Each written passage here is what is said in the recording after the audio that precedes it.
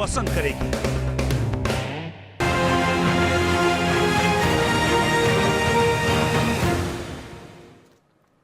Welcome back. You're watching NewsX. I'm Megha Sharma, and this is the Bharat Pulse Survey powered by Statistically Speaking. We're talking now about governance, whether the Modi government has been able to perform, whether the Modi government has allowed for the development and welfare of the people, whether the country and the economy has grown leaps and bounds in the last year 2024. Let's take a look at the 5 questions that we posed to the people of our country, to the viewers who took the survey, and it will be interesting an analysis to make with regards to the hits and misses of the Modi government, and what more needs to be done in 2025 if these questions, if this survey is to be believed. Let's take a look at the first question. How would you rate the performance of the Modi government? Well, a large percentage of you, in fact the maximum number of people who have voted in favor of a good performance by the Modi government, which is 39%. 32% of you feel that the performance of the Modi government has been excellent. 18% of you feel that the performance of the Modi government has been average. 11% of you feel that the Modi government ill-performed in the last 1 year. Let's take a look at the second question. We're talking about infrastructure, and how do you think roads, rails, electricity in India have improved in the last 1 year? There's a vehement yes, with 74% of you saying that yes, infrastructure has definitely improved in our country. It has grown leaps and bounds. Again, 26% of you feel that no, infrastructure has not grown at the rate that they would have ideally liked it to grow. Question number 3, where we have spoken to people, and what would you like to see the union government prioritize is what was posed to them, and here's the number. This is the number. Small businesses growth is 32%. Right after that comes healthcare facilities at 29%, tax cuts at 13%, better transport at 6%, security again. A considerable number of you have polled that security needs to be a prioritization by the government of India in the coming year. We also spoke to people and talked about the new policy of one nation, one election. Would you like one nation, one election to be implemented in our country in the coming years? And 76% of you have supported the government of India and said that yes, this policy needs to be implemented. 19% of you feel that this policy should not be implemented, and 5% of you are at this point of time not really in a position to make a decision whether this policy is going to be good for the country or not. Taking a look at the 5th question, would you like to see the Uniform Civil Code implemented in the country? Again, a large percentage of you, which is 80% of you, who have said that yes, the Uniform Civil Code must be implemented in the country. 18% of you, which is a very small percentage, says that no, it should not be implemented. So these are the 5 questions, and these are the responses that we've gotten from our viewers. So, the burning questions of the year, particularly in the fag end, when the issue was raised in the parliament, the bills were proposed, and discussion was had by the members of parliament, and talking about specifically the transformation and the reform when it comes to elections, the transformation and reform when it comes to having uniform civil code, which is going to be fair, which is going to be uniform, which is going to build integrity of the country, is something that was the big focus of. I'm being joined right now by Advocate Manasvi Thapar. I also have with me Advocate Deshata Nigam. Thank you very much for joining us on the telecast, and I'm going to take these questions one by one and what the people have to say. And my first question in this governance survey of the Bharat Pulse survey was, how would you rate the performance of Modi government? And Deshata Nigam, a good percentage, 39% have given a thumbs up to the Modi government. Yes, Megha, in fact, if you look at it, 32% say excellent and 39% say good. And now if you take the average 18%, which means it has maintained itself. Average, generally, people think that the government has maintained itself. And those are the people, who are quite critical, but still say it is an average. So overall performance of the government, given its track record of the previous 10 years and the first quarter results that have come out of the economy, is clearly points towards a growth. Yes, the recent quarter result that came out was 5.4% of GDP growth, which generally happens between the two agricultural seasons. And when you have a good monsoon, then the next quarter results are always better. And because we are expecting, because 109% of the long-term average rainfall and precipitation has taken place this year, we expect a good bumper harvest in the next season. Okay. So overall, I believe it reflects the realities on the ground, and that is what your survey is also showing. Right. That people are very hopeful. They have a positive outlook about this government, and yes, there are challenges. Nobody denies that there are challenges because the world is not growing at the rate which India is growing. India remains one of the fastest growing largest economy, and it's very resilient.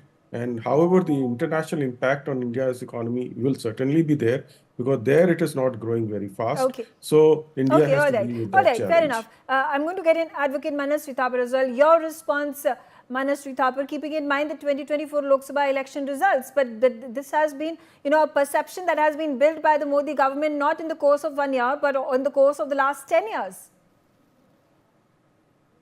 I think it's very consistent for Prime Minister Narendra Modi to have such kind of result even after this third term. I think it's very interesting to have this as an outcome.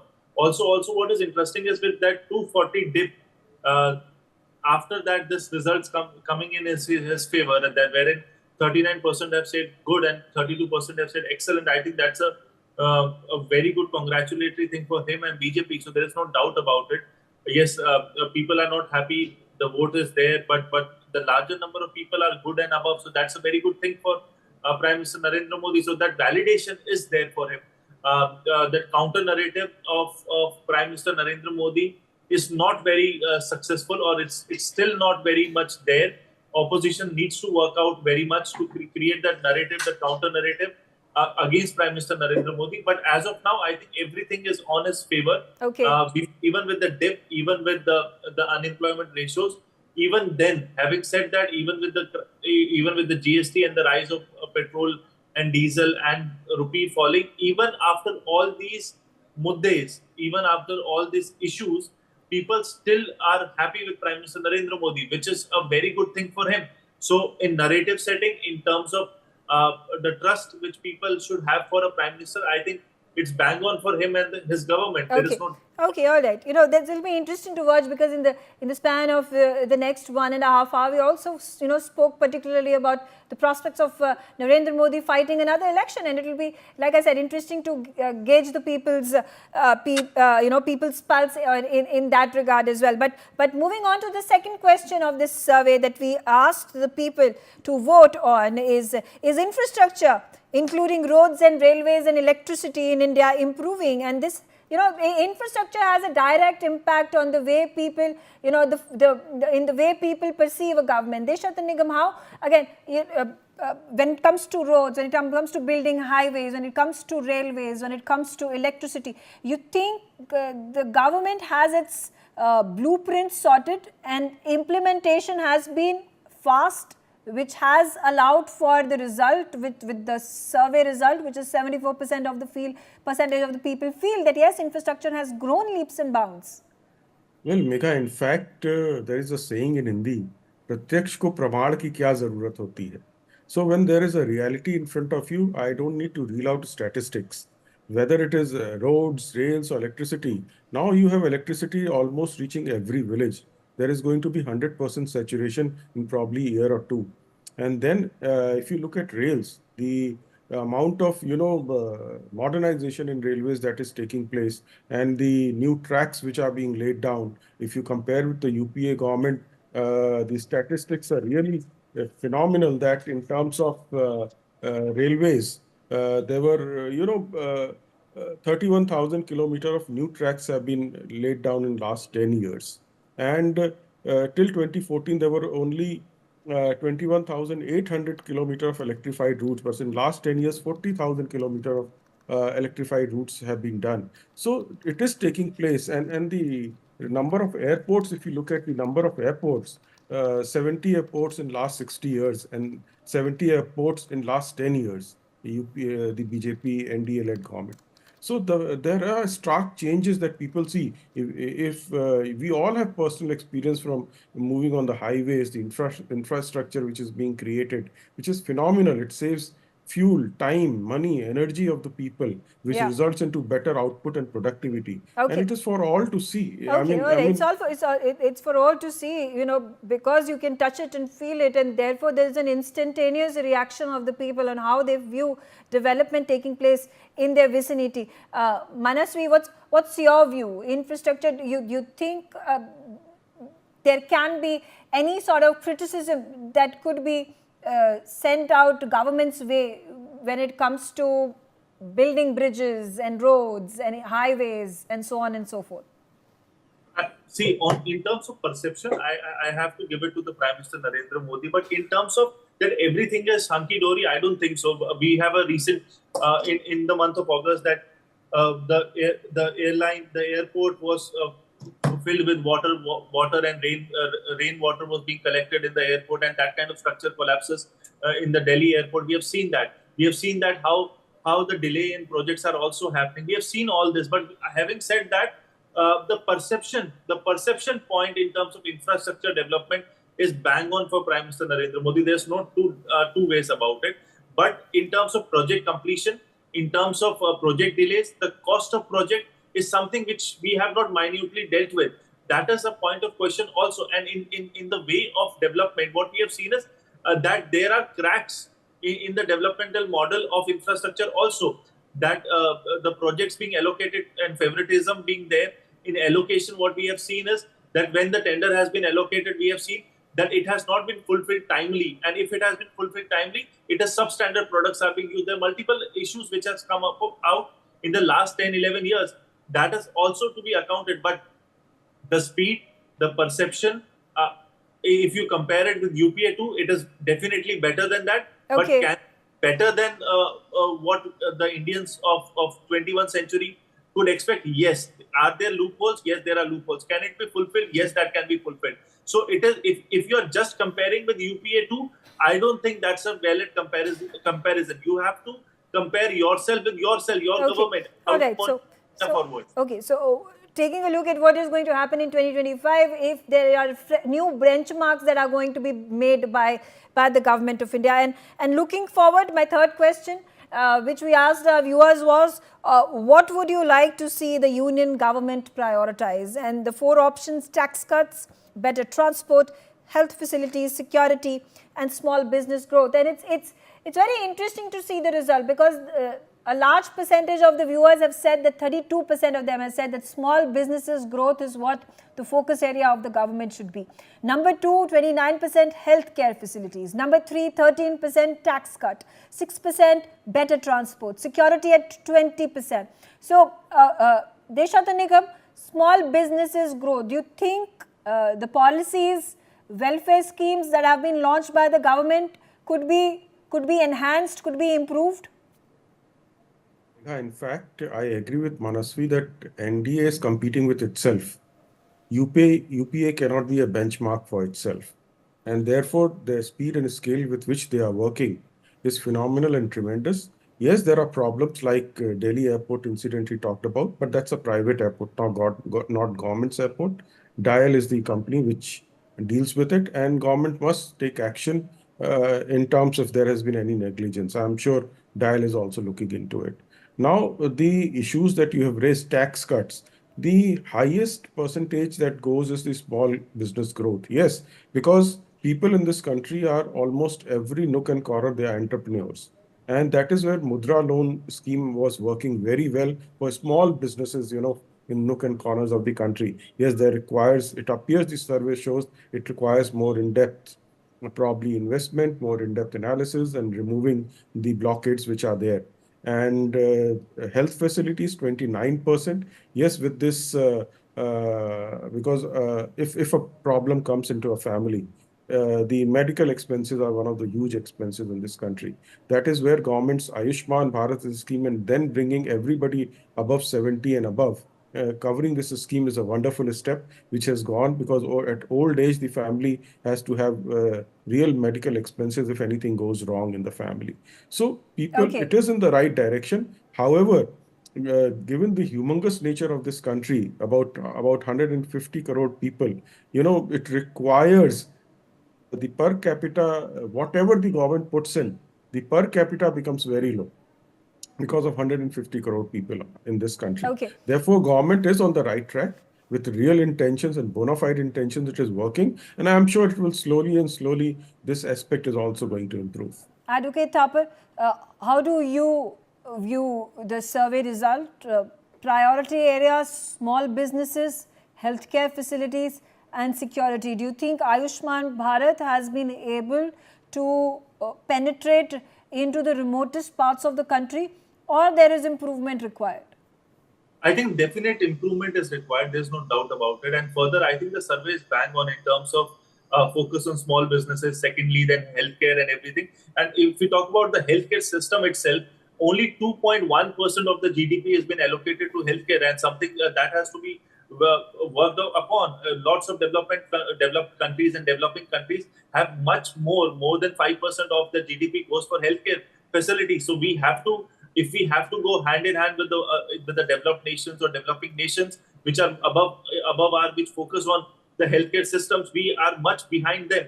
So healthcare system has to be developed. Ayushman is in the right direction, but the penetration is still not there in the large part of the country. So that has also to be worked on. And I don't say the government can do it in 1 year or 2 years. It's a progress. So we are on the right path of it. But the focus, the real focus, has to be on the two sectors. One is growth of the small and the medium scale industries. Secondly, the healthcare system has to be world level. If we talk about the largest democracy of the world, the mother of all the democracies, we have to show to the world that we have the best in class healthcare system of the world, and that has to be developed. And we have to zero it down from all the planning commission and Niti Ayogs of the world, that how do we create the best healthcare system of the world? Okay. That is where we are struggling. One part of healthcare system is that we are relatively economical in comparison to the European and the American nations of the world, but we also have to be world class for our own citizens.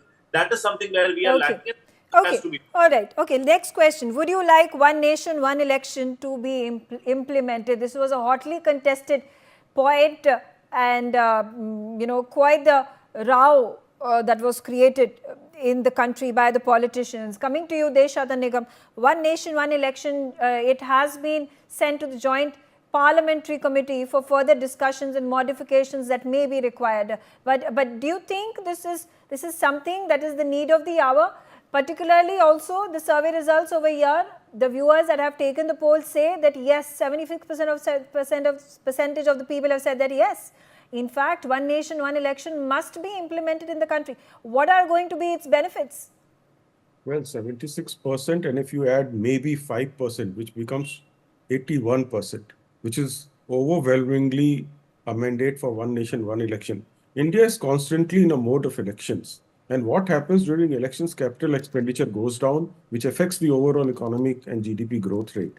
And therefore, you will see in the next quarter, after the elections, when the capex increases, this funding increases, the GDP growth rate also increases. Throughout the year, when the elections are there, the schemes are halted, new schemes cannot be brought in, huge amount of expenditure taking place, that can also be stopped. And therefore, it's a wonderful step. And one has to see, there is a German model where, if somebody brings a no confidence motion and the no confidence motion fails, but at the same time, you have to bring confidence motion also. And if the confidence motion fails, the previous government continues. So these are the things that the select committee has to deal with it. And it's a wonderful idea, and it's reflected through your survey also, that almost 81% people want one nation, one election. Okay. Advocate Manasvi Thapar, there has been criticism to this policy, talking about, saying a problem is being created where there is none. Do you see disadvantages to this one nation, one election implementation? I think India has overgrown one nation, one election. One nation, one election was a norm during till 1967. And after that, as a democracy, when we matured, one nation, one election was not a possibility. And going back to that debate is academically sounding well. We can discuss on that academically, but practically, it is not also saving any much of the cost. If that's the only thing that we are solving the costing part of it, we are solving the capex part of it. That's not a valid point in a democracy. Why do I say that? Is that if we say that India is in a mode of election 365 days, that's also not true. Parts of India is in election mode, but what is only two political parties generally are in the election mode, that is the BJP and Congress. It is only going to serve the idea of the larger political parties. Smaller political parties are not into the 365 days of mode. TMC is not concerned with elections in Tamil Nadu or Uttarakhand or Goa or Gujarat. So it is only BJP and Congress who are concerned, and it is only the BJP and Congress who are into that election mode. So what are we solving? Are we just solving the momentum of BJP and Congress, or are we solving the potential democracy of the country at large? So I don't see that's holding any validity. It may solve the problem. BJP and Congress. Okay, all right. Quickly then, the next question that we asked the people who took the survey, would you like to see Uniform Civil Code implemented? Again, a contentious issue. Deshad Nigam, why must the Uniform Civil Code be implemented in the country? Well, in fact, the Constituent Assembly wanted to, and subsequently the parliamentarians also wanted to implement Uniform Civil Code for the entire country. But what happened was, because of the politics, it became Hindu Code Bill. And the reforms were made for the Hindus, and the rest of the population was left in the lurch. And that is where today we see in other communities, especially Muslims, that there is gender injustice, gender inequality. Women do not have equal rights as compared to men. Then there is a concept of, their private law boards, which are trying to run the pockets through Sharia implemented laws and all. So all this needs to go. India requires a uniform code so far as their personal rights are concerned. It does not touch into their religious aspects. Okay. Whatever we have seen. Therefore, it is about gender inequality and gender justice and nothing about religion, I believe. Manasvi Thapar, your views, particularly with regards to the questions that have been raised by the Muslim Personal Law Board. The tribals have had issues with regards to implementation of the Uniform Civil Code. There have been some discounts that have also been given, promised by the government of India. Uttarakhand already has rolled out this scheme, rolled out this policy. Do you think this is going to be for the good of the country? Definitely, there is no doubt about it, and I don't think there are two ways about it. Goa already had it much before we discussed about UCC, and Uttarakhand took that bold step to have UCC on board.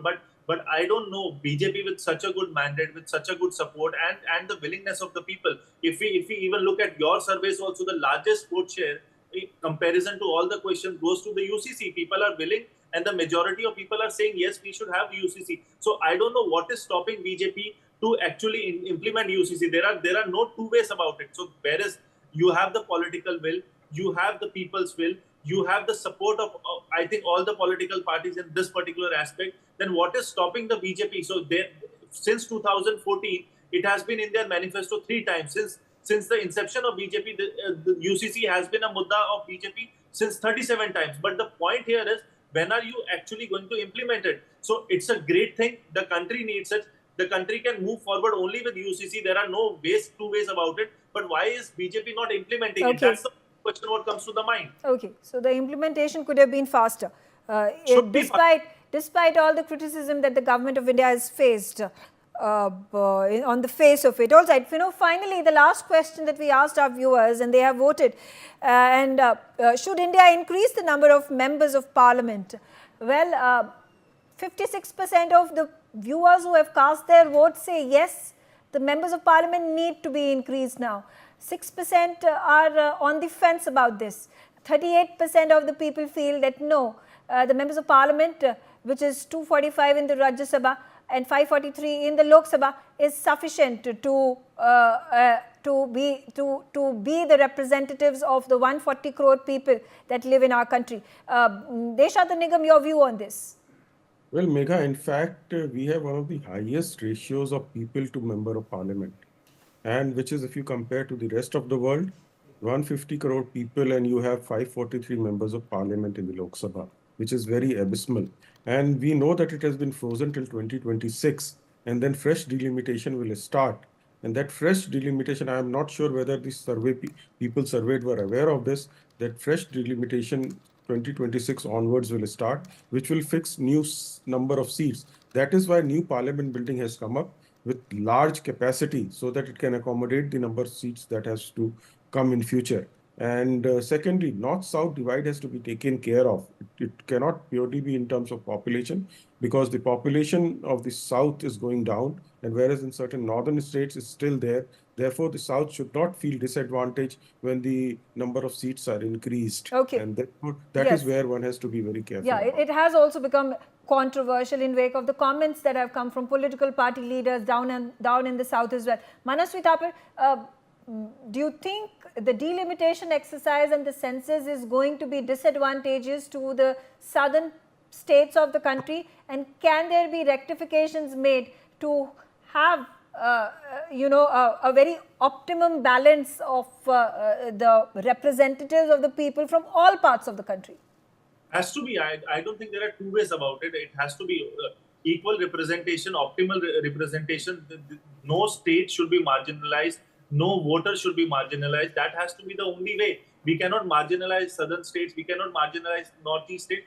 As per their population, there has to be representation. There cannot be any two ways about it in a democracy. Further, most importantly, what we have to also say and speak is the amount of time spent in parliament. That also has to be increased. We cannot just have 20 days of sessions. We have to have at least 200 days of working parliament. Parliamentarians are elected to be working, and we have seen that parliaments don't work properly. The time allocated has been not functioning properly. What we see is fights in the parliament, no actual action happening. The bills have to be discussed, debated, and the discourse for the future of this country has to be properly nailed out. That is missing. That's the most missing point. More than delimitation is debate in the parliament. That is not happening. Okay. So that's the first step. You have to mandatorily spend time in the parliament.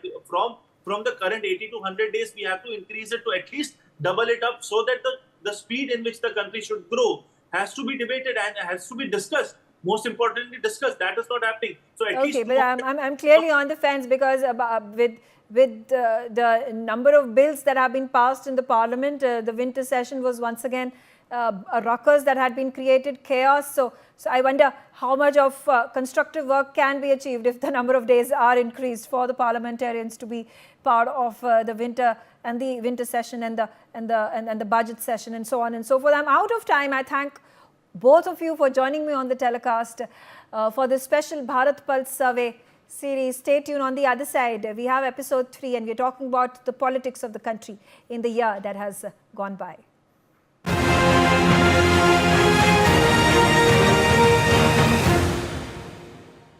आज सुनो